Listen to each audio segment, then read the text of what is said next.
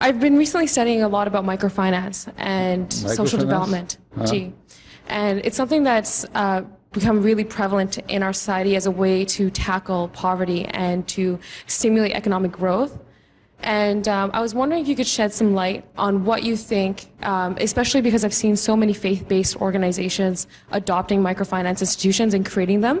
I was wondering if you had ever considered that for Humanity First, or if that's something that we would consider as a Jamaat, considering Islamic opinions on interest rates. Microfinance का idea किसने दिया था? Microfinance has been established. Nobel laureate जो Bangladeshi professor है. Actually, I'm actually going to the Green Bank as well.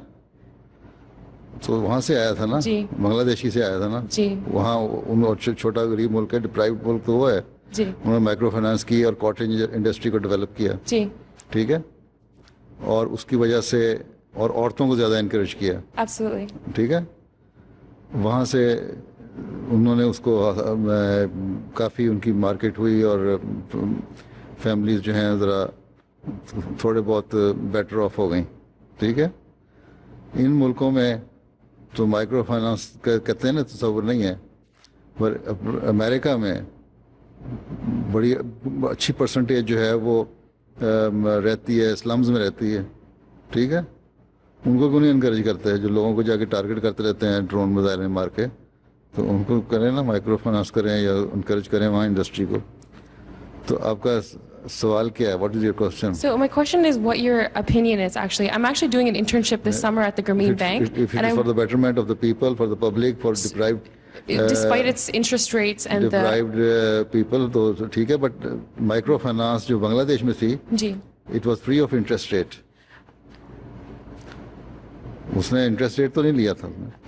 Actually, Muhammad Yunus actually does charge. It's a socially sustainable business, so he actually does charge interest rates, often as high as 16 to 19%. सा interest rate है, तो जिससे वो far less than the expected profit. जी। ठीक है। जी। तो यहाँ जो इंटरेस्ट रेट होता है बैंकों का वो तो बहुत ज़्यादा होता है। जी। ठीक है। और वो इतना नॉमिनल था कि उन्होंने औरतों ने महसूस भी नहीं किया उनको देने में। अच्छा। और असल में उसकी यही चीज़ है कि उसको इंटरेस्ट कहते हैं ना, अब यहाँ का इंटरेस्ट रेट है, वो क्लेम ये करता है कि इंटरेस्ट रेट नहीं है, इंटरेस्ट फ्री है सारा कुछ, ठीक है। लेकिन इस्लामिक बैंकिंग, इस्लामिक फाइनेंस जो है आजकल शुगर कोटेड फाइनेंस चल रही है मिडल ईस्ट में भी, अरब वर्ल्ड में भी, मुसलमान मुल्कों में भी, वो तो इस्लामिक बैंकिंग नहीं है, उसमें उसको उन्होंने नाम बदल दिया है, लेकिन चीज़ वही है, इंटरेस्ट रेट। ठीक है। तो आजकल अभी स्टिल इस पे they are working on it, बहुत सारे रिसर्च वर्कर्स कर रहे हैं, हमारे कुछ एमडी भी हैं जो कर रहे हैं इस्लामिक फाइनेंस पे। तो वो जब कोई आउटकम आएगी फिर पता लगेगा। तो फिर आपके ख्याल में माइक्रो फाइनेंस एक चीज़ है जो हमें इंकरेज करनी चाहिए अपनी जमात की तरफ से? हर किस्म की फाइनेंस जो भी for the betterment of deprived और neglected people of the society है वो करनी चाहिए। जज़ाकल्लाह।